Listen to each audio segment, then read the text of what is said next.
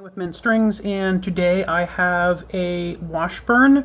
This is a M3 EK-A.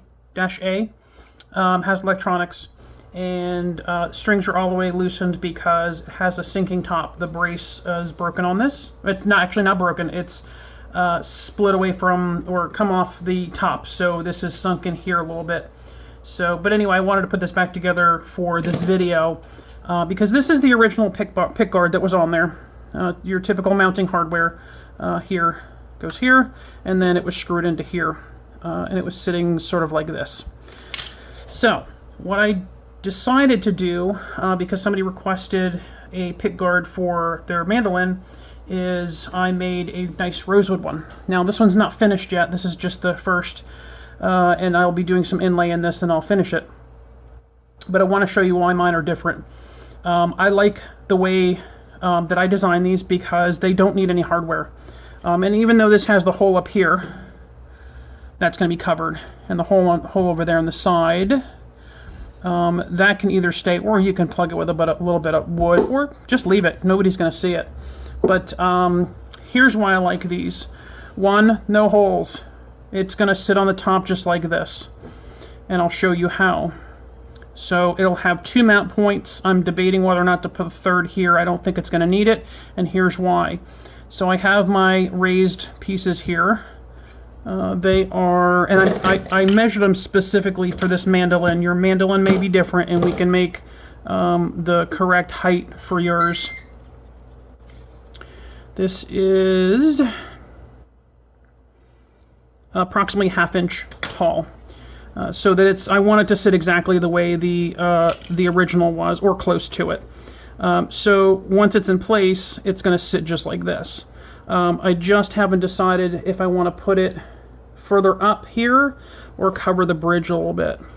I kind of like covering the bridge a little bit, but anyway, it doesn't really matter, and I'll tell you why, because this tape here can be removed.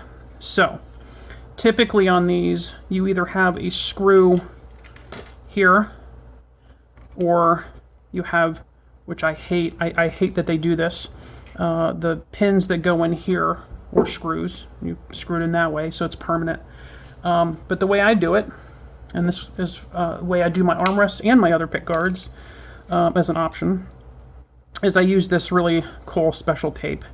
So I've already put my blocks on, everything's glued in place. I'm going to take this off, and I have one that goes sideways where your screws would go in sideways at the fretboard, and that's why I think I'm not going to need the third piece here.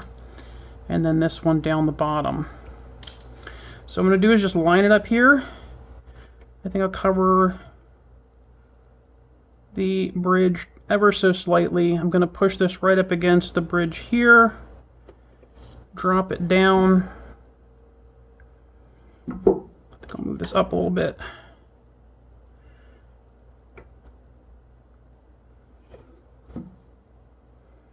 Yeah, I'm just going to put it there. So I'm going to push this up against the fretboard flush.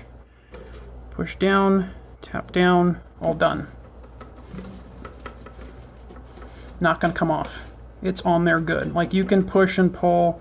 And even at the edge here, it's just bending the wood. It's not bending the whole pickguard. So, what do you think? No more hardware. This probably needs to be cut a little bit better to this, but I can cut pretty much any, or I can do this, had another request that this be taken off. I can do this without the little loop here. And the reason I would do that is so we don't have to worry about matching the side here. Might want to just do a little, maybe a little hump here. Might want to take this off. But anyhow, this is the new mounting for mandolins for my pickguards, and I'll be doing my armrests the same way for the mandolin as well. I'm going to be custom making some new mandolin pieces, armrests, and let's see if I have them handy. I can show you. So this is one I've been working on. I've already attached the hardware to this one. Sits here like this. I don't particularly like the hardware. I mean, it's chrome, looks nice, but you know, the more I think about it, the more this one's unfinished. But I've already started doing the curve on this. But what I'd like to do is use my tape the same way, so that you can move your armrest, you can attach it wherever you'd like, and there's no chrome, there's nothing, no hardware to get your arm caught on. This still needs to be worked, but this is just giving you a general idea of what it might look like. And the other option is, let's see if I have a better one. This one's still being worked on as well, but this is a full size. This is a full size armrest. It goes all the way down to your arm is not going to touch this top. The nice thing about these is, you see the ledge there? This gets tape. This tapes on the same exact way, and you can sit it right down to the bridge there, and you now have a really nice armrest that's covering the whole area. Your arm's not going to touch at all. So that's another option. So I'll be working on those as well.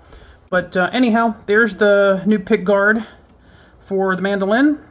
I will have different woods. Right now I'm just going to be working on rosewood.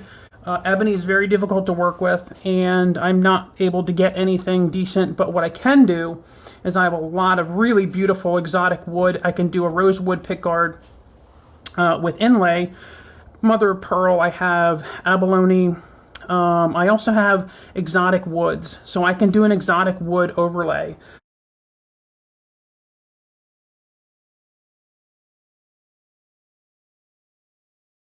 Okay, now that we've showed you how to install this new pickguard, I'm going to show you how to take it off. Just in case you ever decide you want to take off this pickguard. As it showed, there's only a couple spots it's attached with my tape.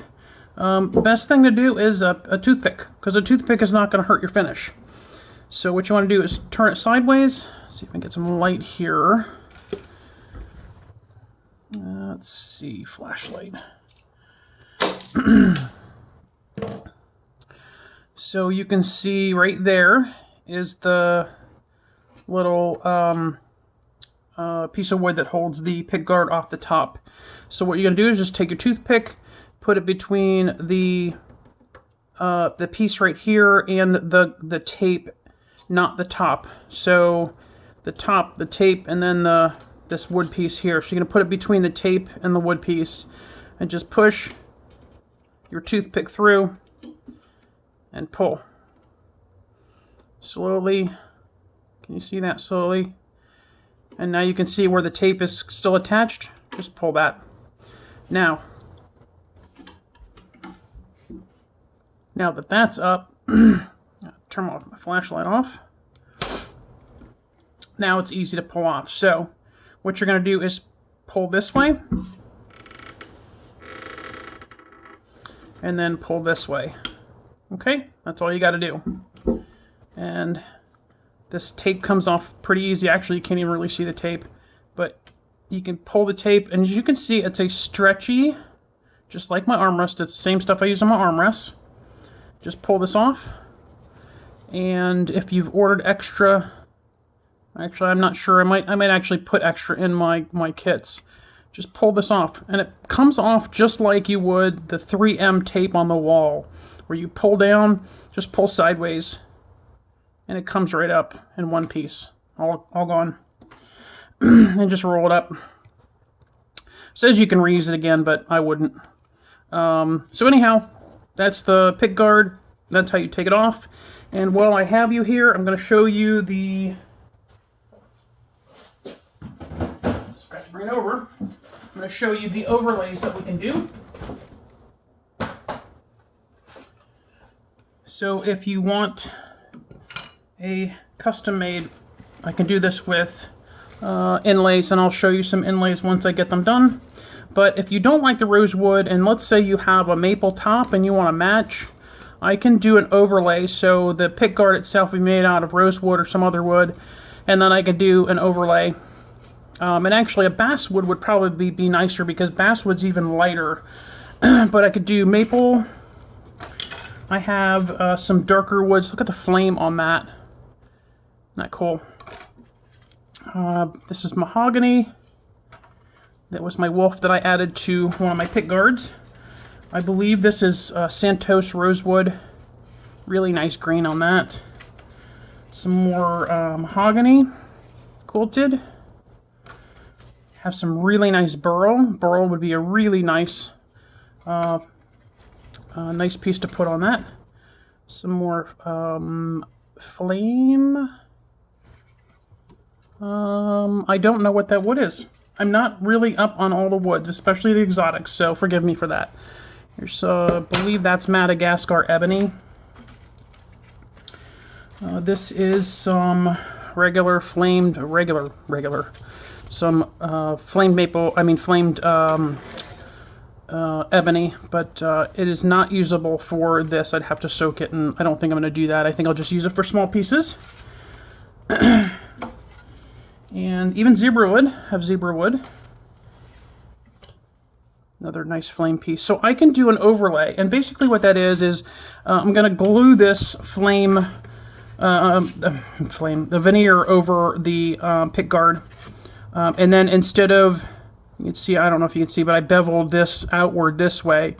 On something light like the maple, I would bevel this edge inward. And the reason why I do that is so the maple shows completely around and you don't see any dark edge. Not that you're going to see a dark edge with the pickguard in place, but that's just the way I do things. I'm very picky about how I get things to look the way they should, and I just don't want to see a dark edge on a light piece of wood. So anyhow, there you go. That's how you remove the pickguard. Pretty simple. Tape sticks really, really well, and as you can see, no residue. Didn't do anything at all. So anyhow, if you have any questions, you can message me on my Facebook page, Facebook//Mint Strings. Also, you can find me in my Etsy store, or just go to mintstrings.com. You can message me from there, or you can email me, sales@mintstrings.com. And it's spelled MINTSTRINGS.com. So there you go. Have a great day.